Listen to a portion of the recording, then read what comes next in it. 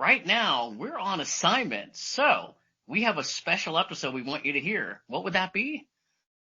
This is Honeytree Meadery out of Nashville, Tennessee, which, by the way, was episode 42 that was released on September 26, 2024. So great episode. We love Dru and Ross, don't we?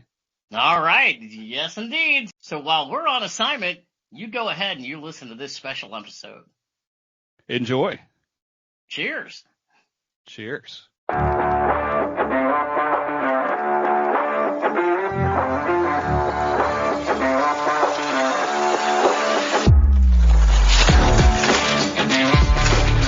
Brewery Underground podcast today is rolling along.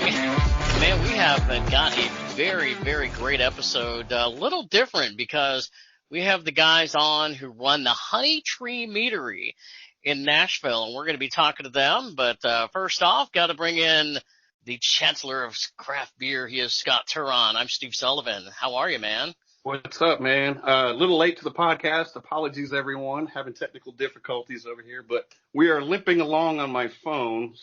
Well, Scott, who do we have here today from the Honeytree Meadery? We've got Ross and Dru from Honeytree Meadery, who we reached out to, maybe a month ago or so? And then we got to meet you about 2 weeks ago. Steve and I stopped in and just to make sure we met you before you guys came on. And Ross, I had met you at the Pres Beer Fest. Steve may have as well. That's right. Yep.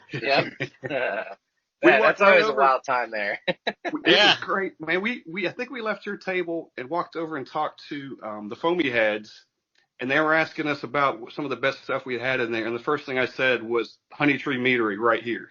The table was it was right there. First thing I said, and it's on camera. You can go back and look. Let's go. Let's go. It was so cool to get to be on that podcast. They were like, when Shane came up to me early that day, he's like, all right, you got to stop by the booth. I got to have an interview with you. And I was like, oh, for sure. Yeah, no worries. Yeah, of course. And then you know how it is. I was working my booth in the VIP section, and I didn't get a chance to get over there in time before he closed up. So those guys are cool. We've met them out a few times. They're really cool dudes, man. We like those guys a lot. Oh yeah, for sure. Yeah, absolutely. For quite a while.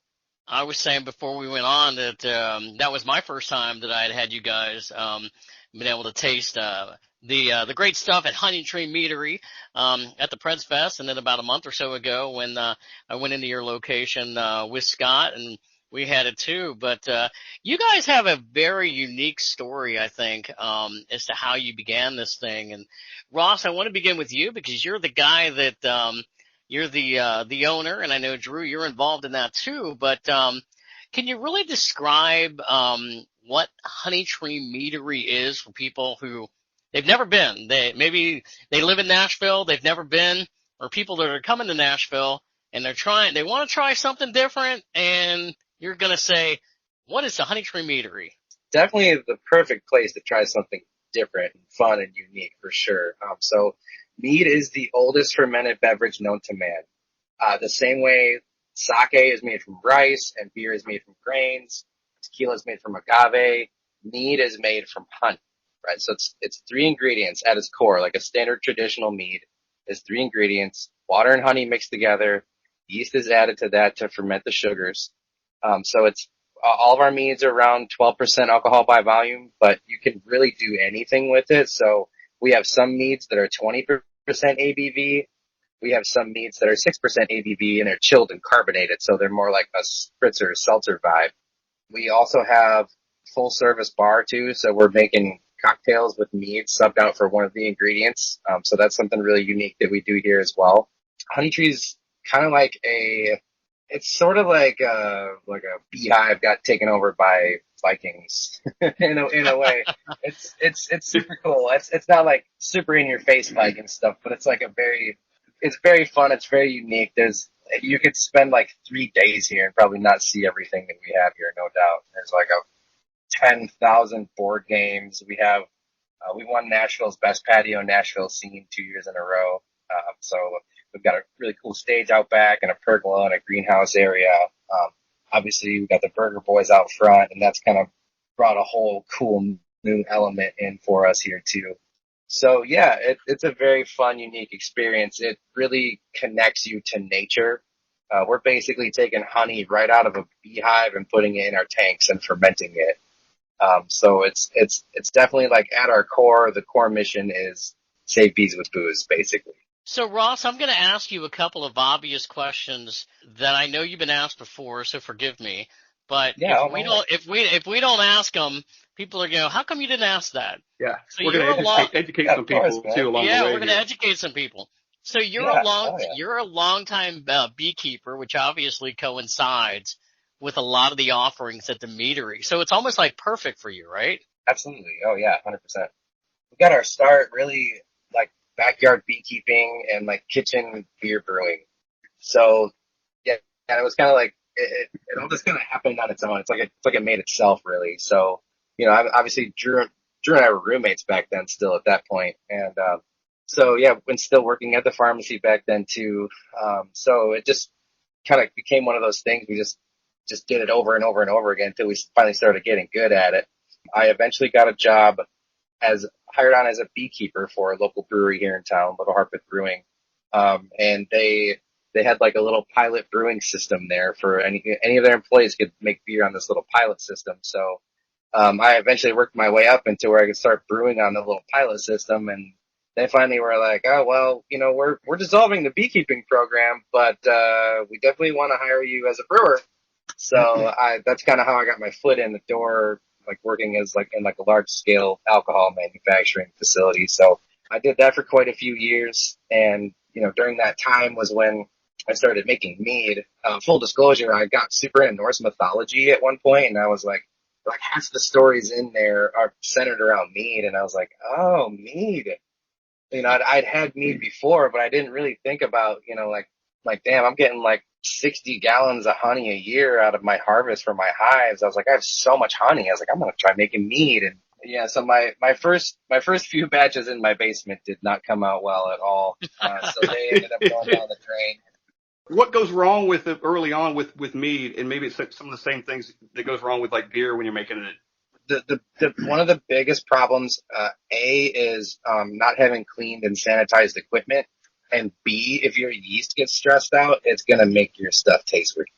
So that's what happened with mine. I was not familiar with using wine yeast or making mead or anything at all. And so, yeah, my first couple batches were pretty weird. I'll never forget the way my first one tastes. It was like burnt tires or something. It was so bad. It was not what you were going for? No, sir. So that one went down the drain, and then I finally started getting into using beer yeast into making the meads, and that's when I really started to make some really tasty stuff.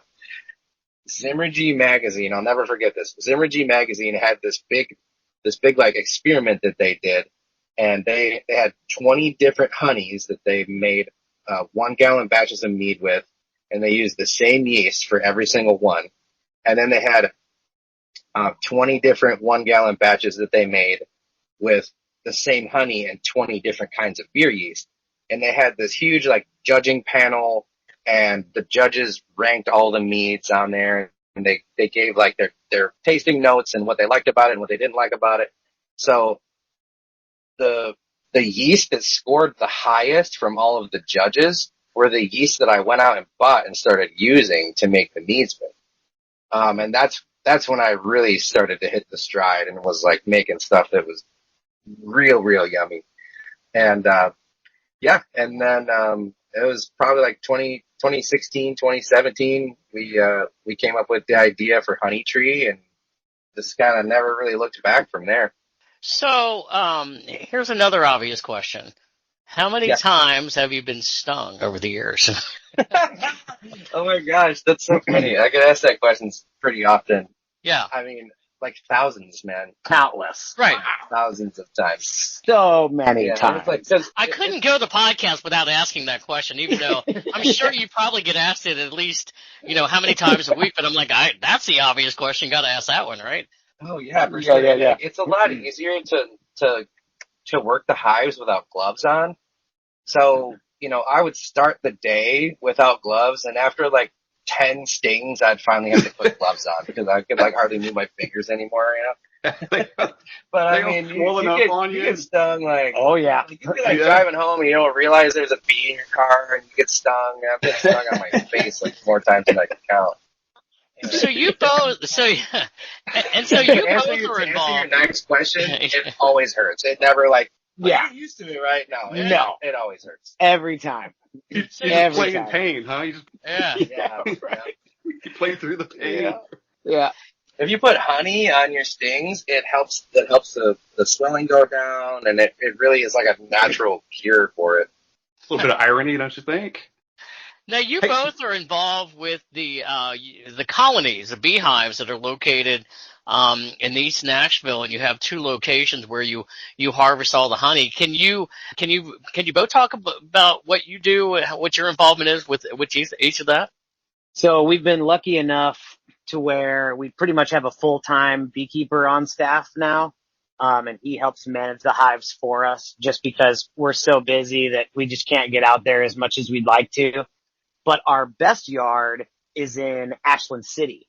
That's really where we've got a decent amount of acreage out there that some good friends of ours let us use.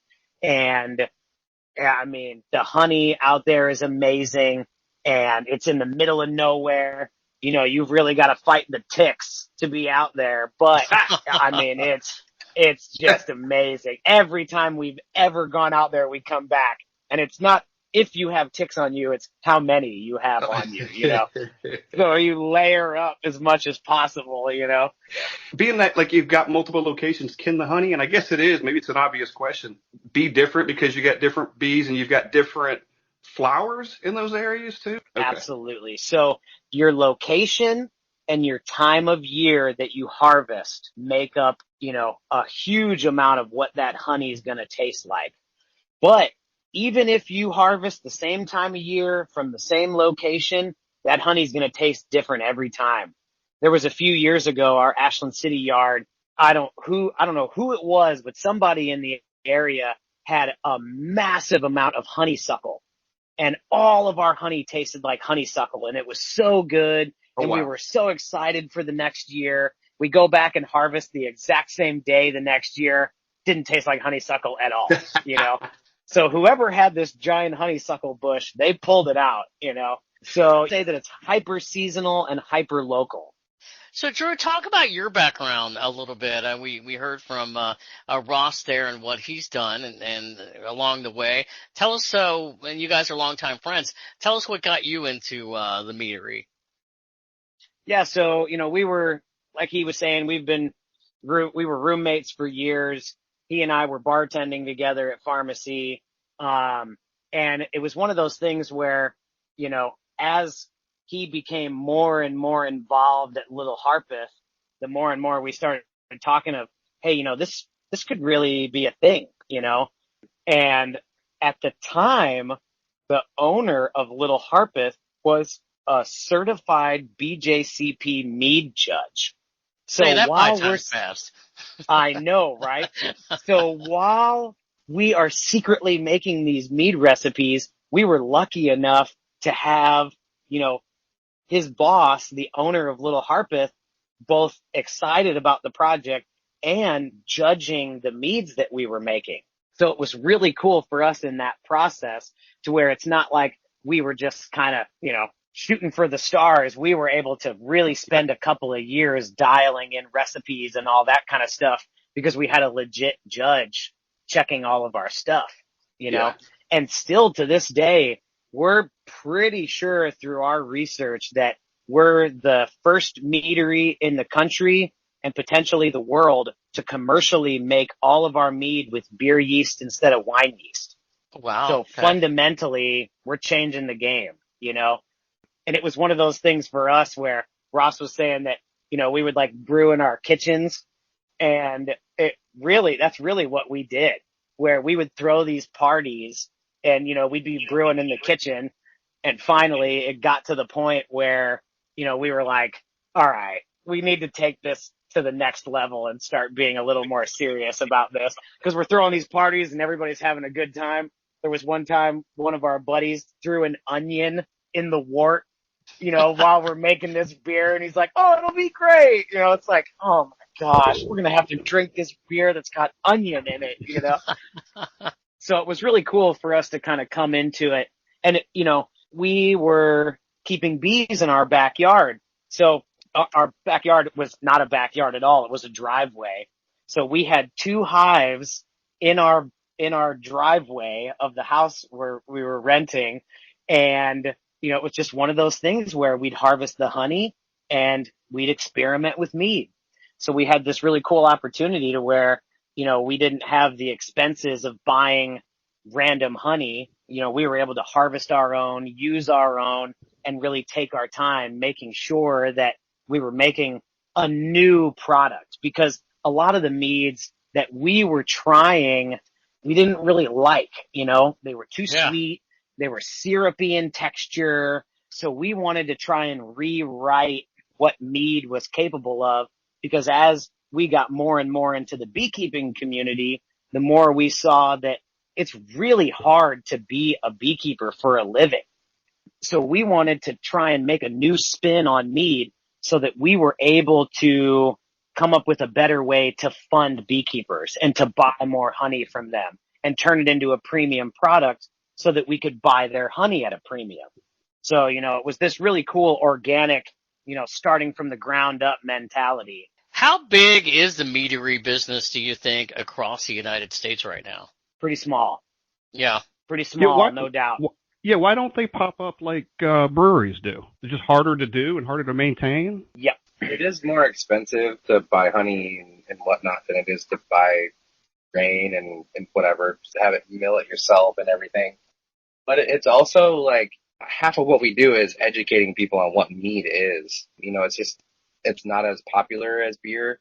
It kind of died out like in the Renaissance era. It was really popular, and it was like the drink of the people. You could go to any pub, anywhere, get a mug of mead or whatnot. But as even back then, as honey became less available and more expensive, like ale and wines kind of started to take over. So, back in Renaissance times, that's kind of when it started dying out of popularity. In Europe, it's not like that. Mead is really popular over there still to this day. But it just like in American culture, it just hadn't really like made like that huge resurgence.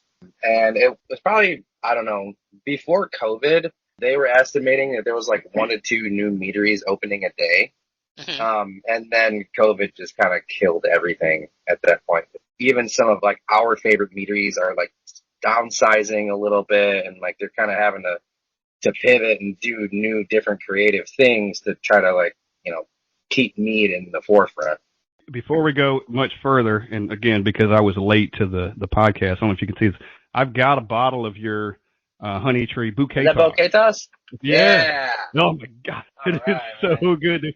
I'm sipping over like this. It's like it's named appropriately. It's really damn good. And I've had it chilled in the wine fridge downstairs, so it's kind of got a little chill to it, but not too much. Is that awesome? Kind of how you would serve some of these meads anyway? Yeah. Or does it vary like it would on wine? It does vary. I mean, we serve it here like cellar temp-ish, like 55, 60 degrees. Obviously the low ABV chilled carbonated ones, those are served like ice cold. But yeah, it's mostly a preference. Most people like it cold and chilled. But you do get like more of the flavor when you drink it room temperature, but it can be drank room temp like a red wine for sure. Yeah, but it is sort of a preference thing. We've gotten to the point where it's like, hey, however you want to drink it, just drink it. And of course in the summer, it's like the hotter out it is, the more people want cold drinks, Yep. So if it's just really hot out one day, we'll kick the temperature down a couple of degrees on the cooler, And so the bouquet toss in particular, there's a whole backstory to mead in the wedding culture. Have you ever heard where the term honeymoon comes from? I don't believe so. I've heard the term honeymoon, but I don't know the rest of it though. It comes from mead. So Ross is really good at telling the story. I'll let him tell it, but it comes from mead. Well, so in ancient times, before they knew what yeast was or alcohol or anything for that matter, they just thought that mead was like this enchanted beverage that instantly turned you into a poet and a scholar when you drank it. You immediately became incredibly attractive to the opposite sex, and you became incredibly fertile and whatnot. So they would send off newlywed couples for a moon cycle with jugs of honey wine, like enough honey wine to get through the moon cycle, and in hopes of like procreating and whatnot. And so for a moon cycle and the honey wine came the term honeymoon. Could you imagine if honeymoons were still a month long? Like, I feel like now they're like 3 days now, you know? Yeah. It's like, all right, honeymoon's over. All right, back to work, you know? That's Great. That's another phrase too, right? Honeymoon's over. We got to get back to it. Yeah, exactly. Well, and it's so funny because in those times, you know, the bride and groom didn't really know each other because a lot of the times the weddings were predetermined. So it's Right. like after that month of being alone and drinking with your partner, you're going to figure out if you like them or not real quick, you know? Yeah. Or until We you gotta run make out of this mead. work. Yeah, you run out of mead. This guy's not as funny as he once was, or what he thought he was. Exactly. Yeah, right. Yeah, so funny. Fertile as he is. So that's a cool one. You know, you hear that saying, but That's- nobody really knows that it actually comes from mead. I love it. That is really cool. So I learned today also that there is a difference between mead and honey wine. Mead is fermented honey. Honey wine is wine with honey in it. Wow. Okay. Really. Does that make sense? Yeah. They're not necessarily synonymous. They just, maybe people used it in the wrong way, maybe got the Right. term in the wrong way. Yeah. Here's a question along those lines. What are some other misconceptions about mead? Maybe it's the people just don't know what it is, haven't tried it. Remember the commercial, the Bud Light commercial? You've probably been asked this question a million times, right? Oh, I've got this new mead I'm working on, and the guy drops them through the floor. Yeah. You will not believe how much that commercial helped us. Yeah. It helped us so much. We, for months, were like, thank you, Bud Light, for the free advertising. Because there was so many people that were like, yeah, I heard this Bud Light commercial talking about mead, and we wanted to come check it out. They thought they were making fun of us, and actually, they were just bringing us tons of people. It was so funny. So I would say, hands down, the biggest misconception is that all mead is super sweet. Just like beer, there is hundreds of different kinds of beers and varieties and all these different categories and all this kind of stuff. You know, back from my beer tending days when I always looked at it as like a tree of possibilities. Is, okay, what do you like? What's your main flavor profile? And then how far in an outward branch can I experiment with you and try to find something new that you might like, you know? And mead is the same way. Like Ross was saying, we go from 6% to 20% on the ABV. Yeah. And so our sweetness levels are all over the place. Our flavors are all over the place. So for you folks listening at home, if you have had a mead that is too sweet and you did not like, give it another try. They are not all super sweet. You know, we don't like the super sweet stuff. Even our 20%er is more on the dry side than vast majority of meads out on the market for sure. So that's the first one I would say, no doubt. Fantastic. How often, sorry, Scott, how often do you get new people that come in and the first thing they do, you can see they're looking at the board, they've never been before, and they're just kind of lost going, what is it that I should get? Yes. What's the direction for them? The first thing we do is give you a taste of our basic batch. So instead of it just being this, you know, looming board with all these possibilities lined up in front of you, instead we say, hey, let's share a little bit of basic batch, you know, let's drink some and we'll talk about it, you know. And it's so funny to see with some folks, the more possibilities you give them, the more excited they get. And some people, the more possibilities you give them, the more they just like close up and they're like, you are giving me too many options. This is too many options. I cannot handle this, you know? Yeah, exactly. You know, so it's all about, you know, just the constant education of what we're doing, what we're capable of, what our product is, you know, capable of as far as depths and ranges and sweetnesses, and just trying to tell them what it is, because we could use Costco honey for all of our stuff and it would be fine. But we make sure that we only use Tennessee honey from our own bees or beekeepers we personally know. So we're connecting people with either the state they live in or the state that they're visiting, and making sure that they know that, this isn't just, just another alcohol. We really are trying to save bees with booze, because we know the beekeepers and we're buying it at a premium from them. And we make sure that we're making something for everybody. So keep trying stuff, because we have something that you like, we just got to find your right flavor profile. You mentioned something it made me think of ciders just a few minutes ago, about talking about how sweet they are. So we've been over to Cyanide a couple of times, and we've had Grayson on a couple of times, and it's the same thing in the sense where it's not that super sweet stuff anymore. It's got that dryness to it, and it sold me like, okay, I get this other side of it now. This is the stuff I like now. Same thing with the mead for me. It's like, okay, I like that dry side. That sweet stuff has gone away. We don't need that. It reminded me of that. Yeah, Side and note, I had we absolutely love Grayson. Yeah. We love him to death. We love Crazy Gnome. We love Cyanide. That's so cool that he's doing that. Big shout out to him. He's a total sweetheart. Yeah, I mentioned what Scott's drinking right now. I had at your at the meadery a few weeks ago, and I also had the little batch, and I liked them both. I mean, they were really, really good. So, yeah, very enjoyable. I did manage to pick up another bottle. It's downstairs. I think it was the Signature Series. Is that what it's called? But for Steve, I just couldn't meet up with him to give it to him since yesterday, so we couldn't quite. But I had one for him, so we'll have some more. Yeah, sure. You were going to give him the bottle. Sure. Yeah, well, you know how it goes. That one's being chilled in the wine fridge, too. There you go. Let me tell you about my first experience in Honeytree. So Steve and I have been recently, and that was my second time. First time I went in there by myself. And part of it was to kind of hit every brewery in town, right? Write something about them. And you guys were on the list, and I went over there, and I got a flight. I go, here's the best way to do it. We're flight guys. We're, beer drinking flight guys. And you guys had a flight. And it was amazing. And one of them, this was back in the fall, one of them was served like hot, like a wintry kind of winter drink. And it was awesome. And I left there, and I must have told 50 people how great this was. I'm not kidding. And it was like, you got to go to Honeytree. You got to. And it was just blew my mind how cool everything was and how good all the meads were.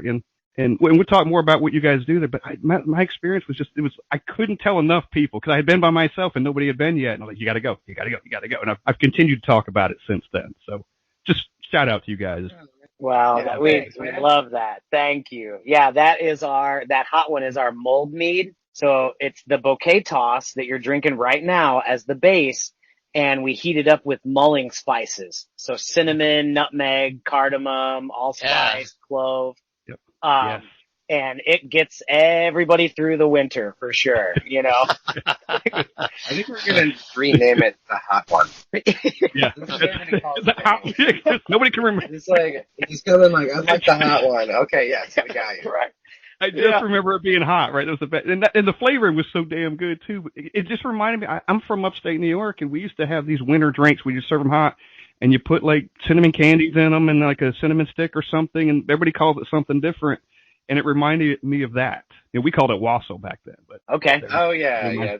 It's kind of really similar. It's the same thing basically. Well, in our regulars, everybody that knows about it, it's like before a snowstorm comes, they stock up on mold mead ahead of time. Oh yeah, definitely. It's like, milk and bread, that's out.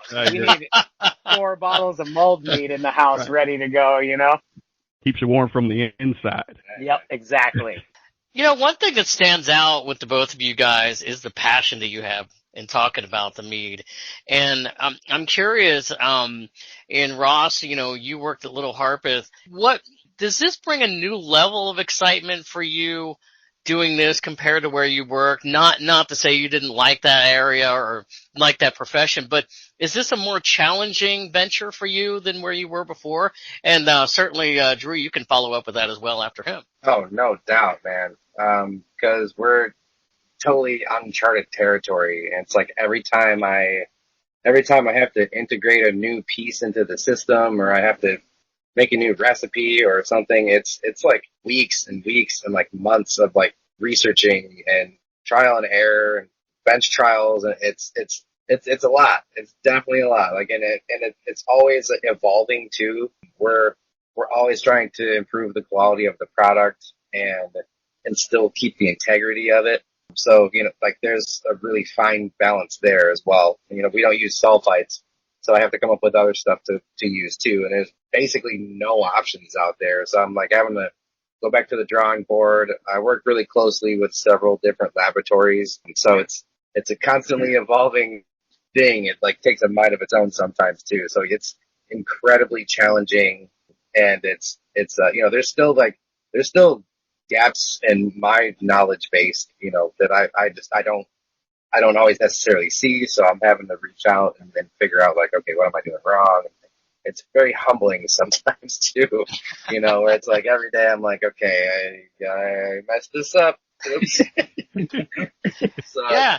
just kind of having the ability to like, you gotta have that humility and look inward and see like, okay, I did this wrong. Learn from it, move on, Who are your guinea pigs Yeah, no doubt. when you guys are trying new stuff or experimenting with new things and you just walk out? Each other. Is that Yeah. right? Each other. Were you doing 100%. Yes, no doubt. It starts with us, and then it goes to the staff, Okay. and then it goes to our regulars, and then it goes to the public. You know what I mean? Where it's Yeah. like if it made it past us and then the staff, our regulars come in and we're like, hey, come here, come try this. Tell us what you think about this. It's not available yet, but what do you think? Yeah. Because one of the things that happened to us after we had a real big tornado here in 2020. For those that don't know, Nashville was directly hit by a huge tornado in 2020, and our facility was closed for months, and that was in tandem with COVID. So we kind of had this opportunity to, hey, if there's anything that we need to reset and kind of do differently, now's our chance. So we spent months reaching out to meaderies all over the country saying, hey, we're using beer yeast. Have you ever messed with it? Do you have any advice for us?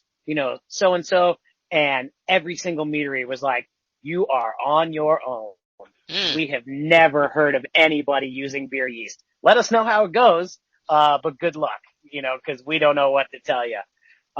So it really is, it's no joke. It really is new territory, 100%, with vast majority of our stuff for sure.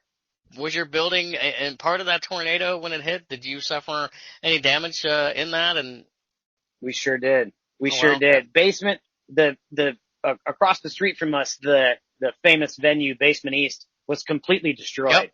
Yep. We had 13 holes in our roof. We had the HVAC system completely destroyed. Our back patio completely destroyed. We had no power for a month. So that was a really interesting time for us to kind of reset and see what was, what we could change and what kind of retooling we could do. And not 2 weeks after the tornado, that was right when the COVID lockdowns started. Yep. So here Ross and I are, rebuilding Honeytree, getting semi trucks full of materials and lumber delivered to the building while everybody else is in lockdown at their home, So our friends would constantly pull us aside and be like, are you guys okay? Like, what are you doing spending all this money? Like everybody else is like, not sure what's going on. And Ross and I were just doubling down over and over, It's pretty funny. Yeah. Yeah. You guys see the similarity between brewing beer and brewing mead. Is it called brewing mead too? I keep saying that. Is it brewing mead? Yeah, we'll take that. Yeah, we'll take Okay. that. Yeah. There's I only kinda so know how many long things we can rewrite, At least if you say the word, the people get the gist, right? I guess. Uh-huh. Yeah, exactly. Exactly. Does it take longer to ferment because there's probably more sugar in mead and you're using, I guess you guys were using the honey, so does it take longer to ferment, say, or even make mead than it does beer? Definitely. Oh yeah. So it's like typically 2 weeks in the primary fermentation process, and then we transfer from our fermenters into like a secondary like conditioning tank, and it's usually like another like 3 months after that until it's totally ready. Usually once it's clear, that's when we start packaging it and selling it and everything, and that's about typically how long it takes. So if we had more time, we would like it to age longer because it just as it ages, it tastes better. But we sell through it so fast. We're selling through a tank a month basically. So Yeah. And obviously because it takes longer, you've got to think that much further out for, say, seasonal things or the hot one, all right? You got to have that one ready for the fall coming up. that one's on the schedule for 2 weeks from now, actually, because we release it every year on Halloween. Okay. And so, yeah, we've already started planning it out. Like my brew calendar is 3 months ahead.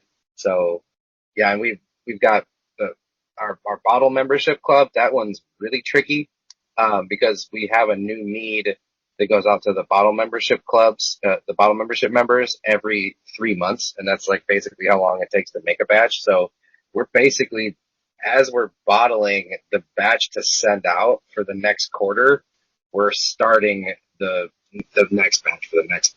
Okay. So it's like this like super fine like dance that we have to do once every 3 months for the membership meets.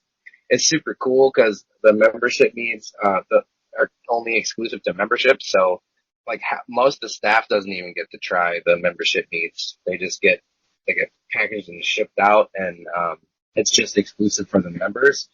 But that's a very, like I was saying, there's a super fine line of like having to like, okay, the tank's empty, it has to get filled up literally the next day. You got no time to wait. Yeah. No, and how he was talking about how we release the mulled mead Halloween every year. Our regulars pretty much give us death threats as soon as it starts getting cold outside of like, where is the mulled mead? Release the mulled mead, and we're like, sorry, it's Halloween, y'all. That's when we release it. And they're like, know the ready. date. First day, like, You guys know. where is it, guys? yeah, right. Yeah, exactly. It's sorry, we love you. That's just when it comes out. They're like, right. Yeah. Can you guys talk a little bit more about that? It's on your website, and if you want to give out your website, by the way, where people can find it. Honeytreemeadery.com. Yeah, and so there's information on there about the bottle and honey clubs. Can you really talk more about how that all came about, and how many people really are utilizing that at this point? So it's a really cool program for us because just like Ross was saying, we do exclusives out of the tasting room all the time where, we'll put something new on and within a weekend it's gone, and our regulars and our diehard fans, they are all over the country. And of course, they've got busy lives. So they would love to try these exclusive meads, but they just come and go so fast that sometimes they don't get the opportunity to.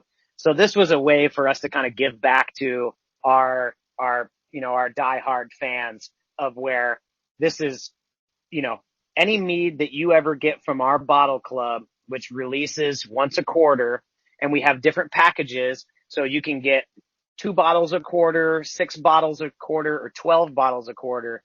And whenever you get these meads, they have never been released to the public. It is absolutely exclusive for you as members, 100%.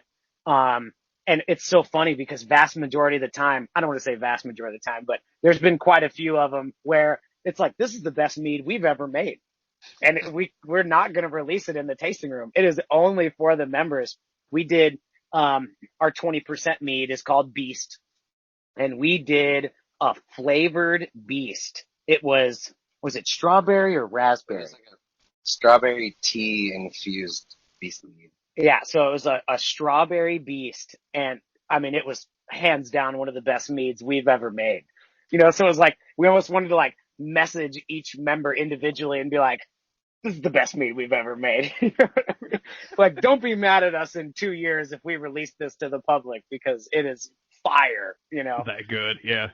Yeah, no doubt. So that's a really cool way for us to make sure that, our fans all over the country, they get the opportunity wherever you're at to get some of these exclusive ones to where you don't feel like you've got FOMO for not coming in, the weekend we released something special, like anytime our low grav, 6% mead called Lil Batch every time we do our blackberry little batch in the summer, it will not last the weekend. It If was we put it good. on Friday, it doesn't matter how much we make, it's gone by Sunday, you know? So it's great, but also in the sense of we want more folks to try it, you know? Yeah. So that's a really cool opportunity for us to connect with our folks all over the country. There's a lot of people in Tennessee that order it too because it is so exclusive. A lot of, like, we do have quite a few regulars that are in the bottle club as well. And they're like, you know, every time we see them, they're like, can't believe how crazy it is. You got a bottle right here that has like its own special label and everything too. You can see it's like holographic and the name's all on the side of it. It's really fun. Does that get capped out? Does that club get capped out? Like, you only have so many people? Yep. All three tiers are capped out. For anybody listening at home, all three tiers are not fully capped out yet. So there's still room in all three tiers. But when it's full up, it's full up. And, you know, it's one of those things where every year, all of those members get first right to stay on board. So when those slots are full, the only way you're going to get in is if somebody drops out, you know, until one day we get a larger production facility or something like that, you know. But once it's full, it's full. That's it. You mentioned different states. Your website showed that you are available in 38 states plus DC. Does that mean, is that distribution? Is that shipping to those states? Shipping. Okay. Yep. So we own the rights to distribute or, you know, to ship to your house in Tennessee. And then the rest of the states are through a company called Vino Shipper. So they hold the distribution, you know, the shipping rights in each one of those states. And you're able to order online through our website, honeytreemeadery.com, and get it shipped straight to your door. So that's a really cool way. And if there's any wineries that are listening that haven't used this yet, we highly recommend it. It's a really easy process, really easy to add on to your website, and a really great way for people to ship product all over the country. You know, it's a good one for us for sure. Does that company help you navigate the different laws between the states too? Does that take that out of it for you guys? You don't have to do that part? Takes it out of it. There's a few key states where the laws are really finicky and they give you the option where it's like, hey, this state is really tough to deal with. If you want to pay all the fines and if you really want to mess with it, you can. But it's up to you. So there's quite a few states that we have to opt out of because it's just too expensive, or they just flat out don't allow it. Like our neighbor state, Kentucky, they just flat out will not allow us to ship into the state, period. You know, so as much as we love you, our neighbor Kentucky, it's, you know, you gotta drive down here and come hang out with us. Gotta come to Nashville. That's all right. Yep. Hey, I'm curious about something. You know, when we have talked to so many different brewery owners this past year, and Grayson, you know, is certainly one of them. You know, he talked about they just opened up a cidery, and they have talked about so much it's changed in the craft beer industry with seltzers and ciders and things like that. Where do you think Mead fits in to the ever-changing culture of what we're seeing? It fits in really well because there's so many different things we can do with it. So you had, like you said, like you mentioned the seltzer world, like our answer to that is the Lil Batch series. So 6% ABV, chilled carbonated, and instead of being made from malt liquor or whatever, like White Claw is, like, it's literally mead still. You know, so it's still water, honey, yeast. It's just not 12%, it's 6%, and it's chilled carbonated. And it's, honestly, that's our best seller, like hands down. You know, it's really approachable. It's really affordable, and it's so delicious. Personally, my favorite meads are honestly like the Lil Batch or Beast Mead. That's basically all I drink. Yeah, the lowest or the highest, you know? Well, we want to be chill or we want to be full octane. Yeah, that's what I started out when I came in. I was like, I'm going to go for the little batch first, and then kind of go from there. But are you? I have two moves, guys, 0 and 0 and 100. Yeah, right. Have you guys had an interest from other breweries that maybe they're wanting to also expand into like the mead business as they're saying, okay, we gotta keep our options open, or maybe offering what you guys do at certain locations? Are you getting that kind of interest in that discussion around Nashville? I would say it's more so that we have breweries around town that we love collaborating with. Hmm. So instead of them saying we want to make mead, because they would have to have a totally separate license, technically we're a winery, because there is no meadery manufacturing license. So technically we fall under a winery license. So what we do with breweries instead is we collaborate with them where they use our honey. So the honey that we pull off of our hives here in town, and we make beer with it. So that's a cool way for us to, keep the community strong, keep us doing fun stuff together. And then when it releases, we sell it out of both of our tap rooms. Can you talk about what some of those collabs were, or who were they with? Oh yeah, we did New Heights. They're like really good homies of ours. Probably one of the biggest hits. It was called the Citrus Stinger, and it was a honey lemon shandy. So it was like 3.5% ABV, and we sold it for $5 a glass, and it was just like, we had it the entire summer, and everybody just was tripping over themselves to get it. It was really good. Right now we have on the Vikings Horn. That's a collab we did with Tenfold, and that one's about 9% ABV, and it's a Belgian triple style. Well, let's see, we did one with Bearded Iris. That was a blackberry cream ale. That one was super awesome. I'm trying to think of what we did last year. Everything's such a blur. I'm like, what did we even do last year? Yeah, it's like, what day is it today? Much less, what did we do last year, But yeah, that's a really cool opportunity for us to, connect with our friends around town. So that's one of the things is, we come from a beer brewing background. There is no mead guild either. So we're in the beer, the craft brewers guild and the wine guild. So, we're buddies with everybody. So it's a really cool way for us to work together, because obviously if we had a brewing license, we would do more collabs and stuff like that. So it's a really cool way for us to work with all those folks that, we love so much. Yeah, it's great. Anytime I see any kind of beer with some local collabs, I'm in, man. Just, and everybody's done it. And you see like a Barrique and a Grist got together. Hell yeah, you know it's going to be good. You just do. Yeah, shout out to Barrique, Joel, and Spencer over there. I mean, we have their house pills right now on draft. I mean, it's one of the best pilsners I've had in my life. Wow. And they are just killing it over there. Mm-hmm. We love those guys to death. And of course, their sours are just otherworldly. Those guys, they're sold to the devil for those sours. I don't know what they did over there. My goodness, they're so good. You know what's so funny about that, and we've talked about this many times, is you see, the word sour in beer is got such a range on it. You talk about fruited on one end, and you talk about that Barrique on the other end, and both are good, but they are completely different. Yes. Oh, hey, man. Drew, I read an article.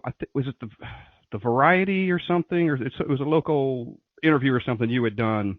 But anyway, you talked about your business model is a little different than most breweries, as in your tap room is kind of the primary business, right, with distribution kind of being secondary.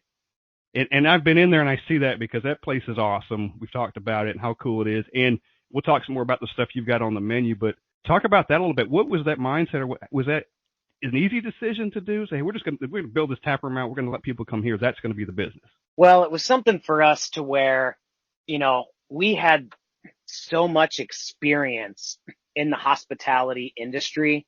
I mean, we were servers and bartenders our entire adult life, So it was one of those things that we were just so familiar with, and we just love East Nashville and Nashville so much that we really wanted a community hub. And nobody, especially when we first started and still today, so many people don't know what mead is, or they came across one that they didn't like. So we wanted to focus more so on the tasting room to get people in here and to educate and to change their minds about what mead is capable of. Because, it's one of those things where, the bars and restaurants around town, they're like, we love that you're local and we think this is really cool. We just don't know how easy it's going to be to sell this product to our guests, which I totally get.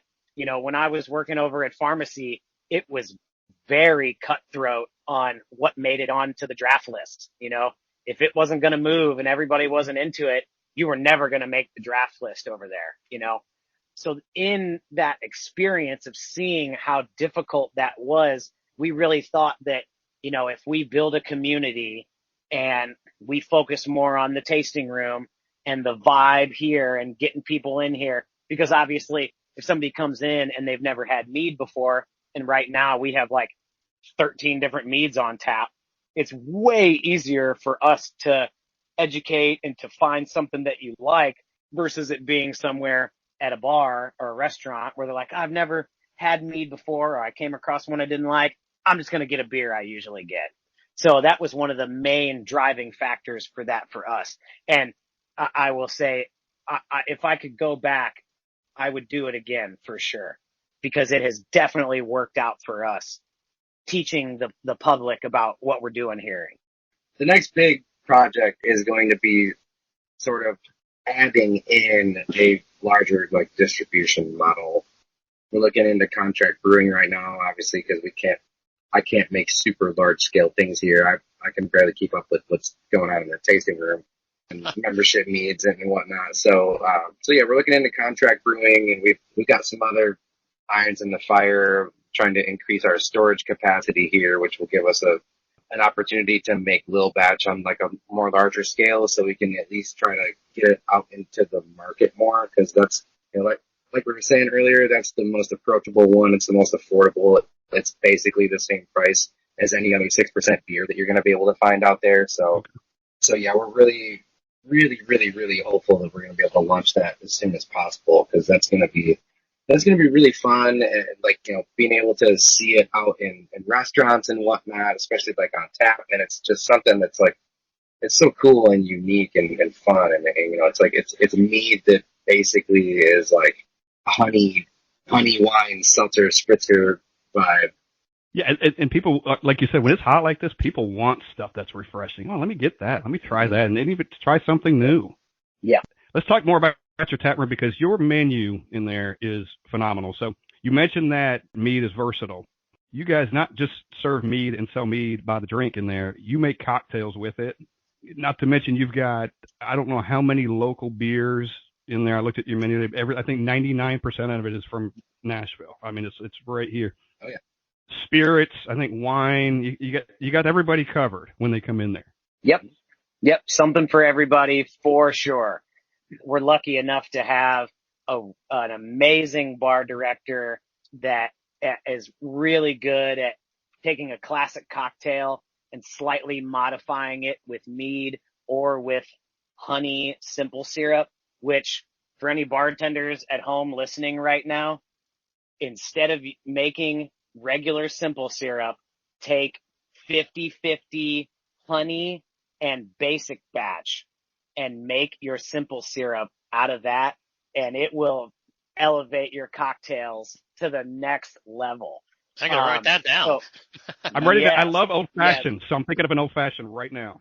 Yes. So that's one of the things that, we want something for everybody, and we're constantly evolving that program, of how do we make sure that we've got something for everybody while still sneaking honey or mead into those beverages, to give our own little spin on it for sure. Because for the longest time, we only had mead, but now we have our beer license, our liquor license, so we got something for everybody, no doubt. It's awesome. And you mentioned the back patio. Man, we sat out there. Coming this fall, I'm sure that thing, and I'm sure when the weather's nice, that place is packed. I've not been there at night, but I've seen pictures of it, and there's a nightlife at your place. It's really nice, yeah.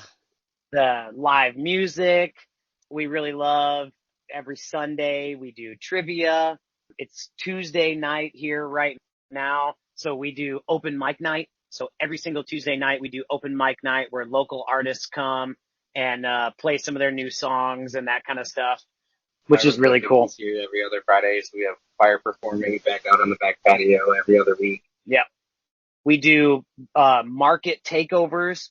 So we'll have like vendors and farmers from the farmers markets and pop-ups come on the weekends and fully take over the space, and every square inch of the whole property is taken over by vendors selling goods and whatnot, which is such a cool experience. We love any opportunity we can get to connect and share our space with the community. We're all over it for sure.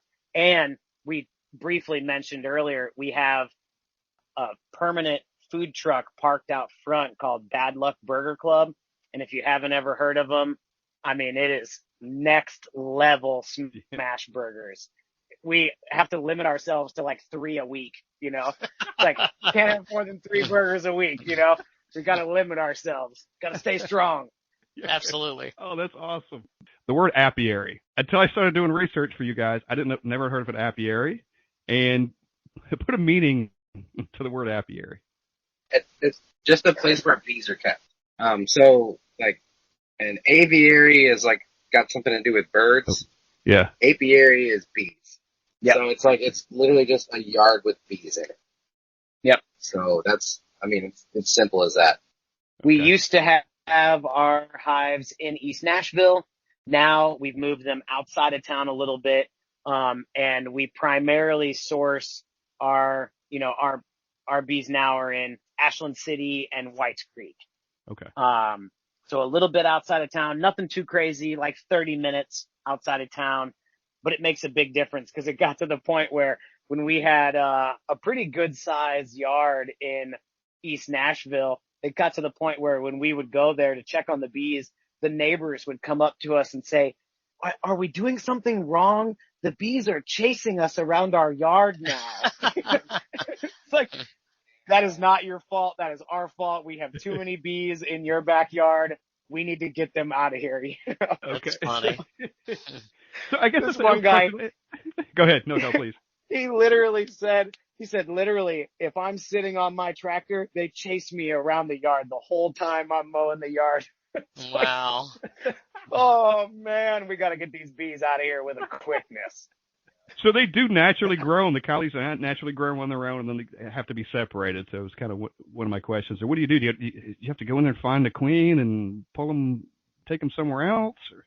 Yep, exactly. So you basically, you'll split them, and you have to split them so they're far enough apart from each other, because the bees that you take out of the hive will fly back into the old one too. So you have to make sure you get enough bees into the split with the old queen, so that you don't like lose a ton of bees, because they'll go back to their old hive unless you move them to like a completely separate yard.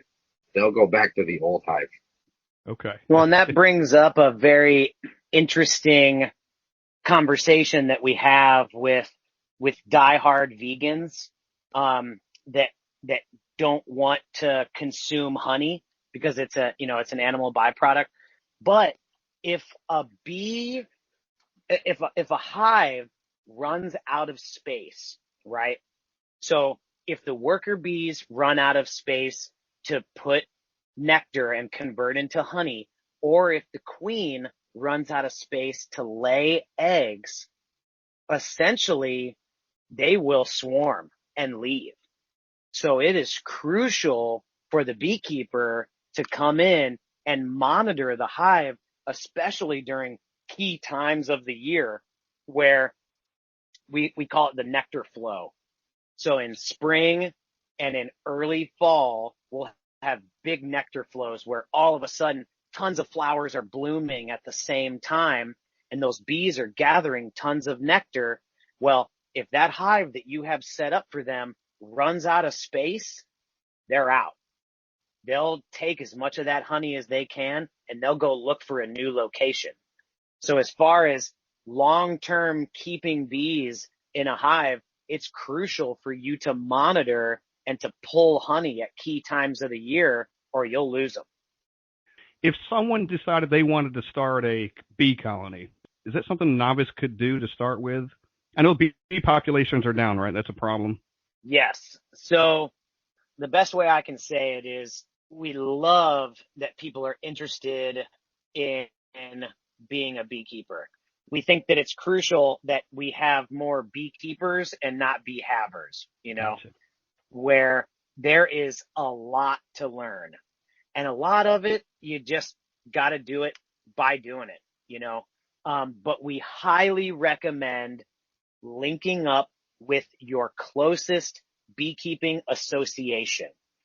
Vast majority of them are free or very inexpensive to be a part of, and they are a wealth of information.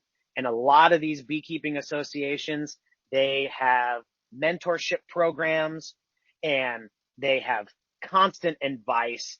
And, a lot of beekeepers are definitely older in the spectrum of age. So it's one of those things where the best way for them to teach is in person and in the hives. These old boys and girls, they're not making YouTube videos, so it's crucial for your specific area to find beekeepers that have been doing it for years and they've seen the climate change effects happening in their area, so that way you can go into this with a community behind you that if you have an issue, you can reach out and have a mentor or have a community that can help you or give you advice. Because no matter how much you learn, beekeeping is constantly evolving due to climate change and is very specific to your area, because your area will have more pests or a nectar flow at a different time of year, all these different kind of things that are specific to your area that a beekeeper that's been doing it for 20 years, he'll teach you in a week instead of you having to spend 2 years losing hives trying to figure out why you lost bees in July every year, So we are extremely connected with TBA, the Tennessee Beekeepers Association, and NABA, the Nashville Area Beekeepers Association, where, we do all kinds of seminars and speeches and are constantly donating our time and product and anything we can do to help these organizations, because they are really cool ways for new and ongoing beekeepers to have a local community to kind of source knowledge and supplies from. Because a lot of times a new beekeeper, they'll just search online for equipment and they'll get raked over the coals, by a random company charging 3 times as much as they should, when the local beekeeper will tell you, oh no, this is the guy, or this is the website you go to get your supplies, and this is a good source for you to source live bees from as well. Full transparency, we started a new yard and, we wanted to try out a new source for live bees of nukes to try and start, this new yard. And by the end of the year, we lost the entire yard. Oh, wow. Because this was not a good place to source live bees from. And we learned our lesson. And now we told everybody about it. And now that'll help other beekeepers too, make sure that they don't source their nukes from this place, So that kind of stuff, that kind of knowledge is invaluable when it comes to starting up. I think this is going to go down as the most educational podcast we've done so far, and I love it. You guys really have a great background in this. I mean, it's fantastic. It really is. And other than just researching and going into this, we knew nothing. I mean, we've had the mead and we knew what bees were and we knew what honey were, but how to make it and how it goes together, completely foreign to us. We warn people all the time, if you stand at our bar for too long, we're just going to end up educating you about bees. If you're not interested in bees, don't stand at our bar for too long. Go to a table and hang out, If you don't want to get stung, leave these guys right away. I love, I love even the decor in the tap room, like the tables have got the hives kind of, hives, but the cells, what do you call them? Yep. kind of ingrained Yeah, in there. yeah, the honeycombs. Yeah, the honeycombs, and it's just kind of all over the place, and the theme is there throughout, which is awesome. Is there anything Steve and I can do? And I know bees need to be protected, and again, populations are down. What can we do for conservation, or just making sure the bees survive? Can we plant things? Can we leave them alone? What's the thing? Yeah, if you let your yard overgrow a little bit each year, like if you see clover growing, let it grow for an extra week or two. That will help the bees a lot. I mean, honestly, there's a really cool. I can't remember if they're a nonprofit or not, but it's called the Pollinator Protection Program. They do a lot for like beekeeping awareness and pollinator awareness in general, because it's not just honeybees that need help, it's pollinators as a whole. So they do a really good job of raising awareness and raising money to help different like local programs and stuff that try to help save pollinators in general. Right. So, if you're going to plant pollinators, try to make sure that they're native pollinators. And the biggest one is stop using pesticides in any way, shape, or form on your property that you can get your hand. Like, just don't do it. The United States is one of the only countries in the world where it's allowed for pesticides to have a toxin called neonicotinoid in the pesticide. And they claim that it's fine on bees. It is not. And an interesting thing for people to know is wherever you place a hive, on average, they will source nectar from a 3-mile radius, but they are capable of harvesting within a 10-mile radius. So you can imagine how difficult it is for a beekeeper to place a hive and to be concerned about anyone within a 10-mile radius spraying pesticides on their yard. Ross and I have had on multiple occasions where we have had, and when we used to have hives in East Nashville, where we had a total loss of a hive because they came across a pesticide, brought it into the hive, and killed the whole hive.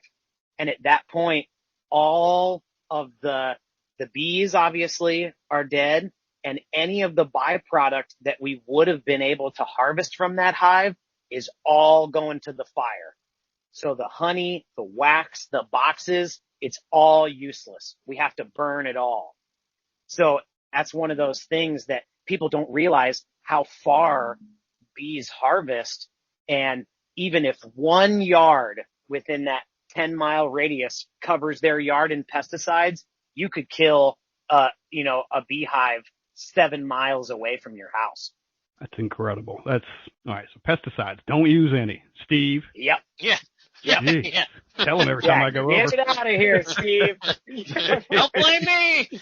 I'm not doing it. I told you I was going to throw it out. I'm going over the next. I'm throwing it out. Yeah, I'm not doing that. I promise. Yeah. That's the biggest one for sure. Yeah. Because planting native pollinators, that's great. But when it comes to that kind of stuff, that's just something that the bees are never going to be able to adapt to.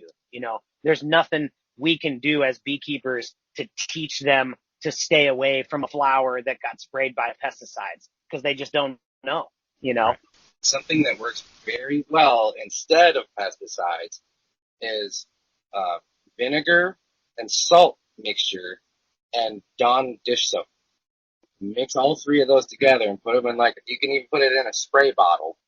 And the soap helps the vinegar and salt stay on the plant. You spray the plant with it, and it will be dead the next day. Okay. And it's like an all natural, and the Dawn soap will kind of wash away over time, but it works so well, and it doesn't hurt bees. It doesn't hurt pollinators. You're basically pickling the plants, and especially when it's hot like this outside, you can roast the whole driveway full of weeds in hours just by doing that. Yep. Okay. Definitely good information. Very good information. Is it normal? Is it okay if one person drinks a whole bottle of this? Is that pretty normal? Oh, you bet. You bet. Yeah. Because it's Oh, getting yeah. done. I wasn't sure if that was a normal thing or because it's getting done. Yeah, We're out exactly. there, and I don't know why I got the glass, but anyway. You're gonna.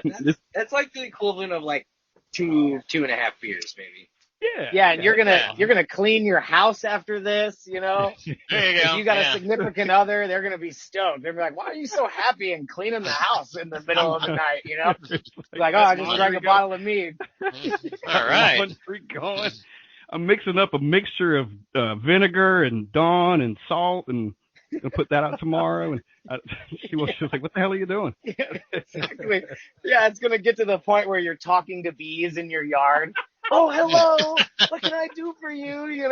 That's funny. So funny. There's Bobby. There's little Susie. Uh-huh. Yep. Start naming them. There you go. Whenever we put bees in a new location, it is amazing the phone calls we get from the owners of the properties, of, "Oh, I just love how many bees are in my yard, and I just want to take care of them, and I put out some water for them, and this and that." Somebody that would normally look at a bee and not think twice. Now Right. It's like all their little best friends, Yeah. They're helping nurture them, and helping kind of keep them alive. 100%. Hey, for the record, when I'm sitting on my porch and I see bees, I just let them fly around. Yeah. I'm good. Yeah, I'm good. Love it. Other than I'm pretty much that way with most bugs out there, unless it's a mosquito. Otherwise, Yeah. it's, let them be. Just let them be. Yeah, there you go. Yeah. Not having mosquitoes. I don't care what they do for the environment. I'm out. I'm out. Not having them. Yeah, they're probably. I don't know if a mosquito conservatory thing exists, but I'm not supporting it. Or conservation thing exists. I'm Right. not supporting it. They're on your own. Just a shot out there. Oh. I think the meat is kicked in. Did you ever The meat is hear kicked in. of? Yeah, did you ever hear that time where Bill Gates was in this big convention and he was doing a speech about mosquitoes spreading malaria, and he released thousands of mosquitoes into the crowd at this convention, telling these people it shouldn't just be poor people that get bit by mosquitoes and get malaria, which of course he told everybody, "We made sure all the mosquitoes don't have malaria." But that was like one of those crazy things where it was like, "Goodness, Bill, you went wild."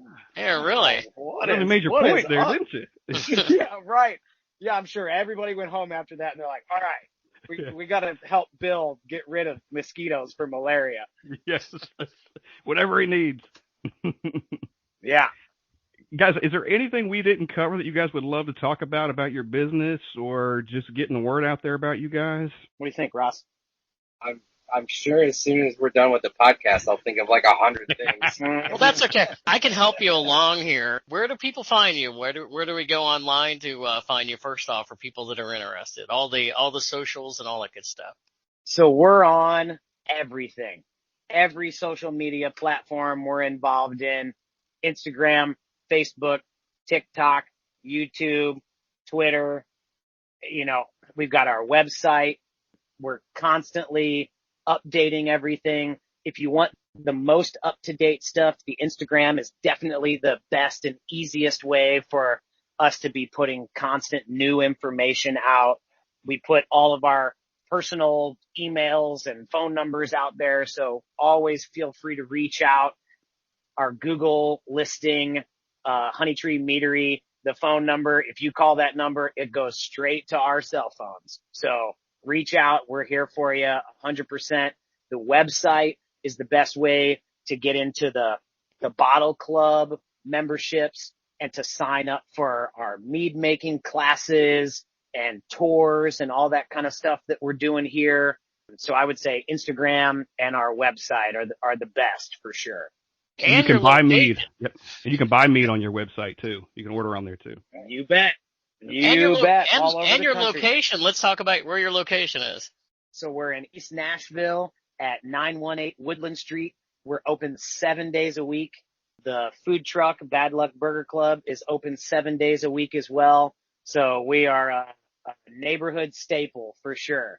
You guys, and even on social media, you guys have a huge following on there. You really do. Like, I've missed the boat on Mead, and I apologize, but I am on this boat now.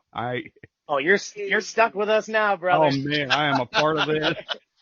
When I stopped in last fall, I'm sold. I am in. So. Oh, it's awesome, man. Good to have you in the fam. Cheers.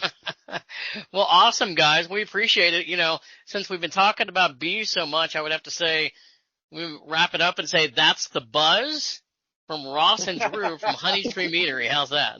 Love it. Perfect, man. We appreciate being on here so much. Thanks for helping us get the word out, and we're here for you boys. Yeah, Well, and we'll be likewise, back. man. You guys ever want to come on or promote something, just feel free, man. You guys rock, and we love having you on our little team. Yeah. Cool, man. Excellent. That sounds great.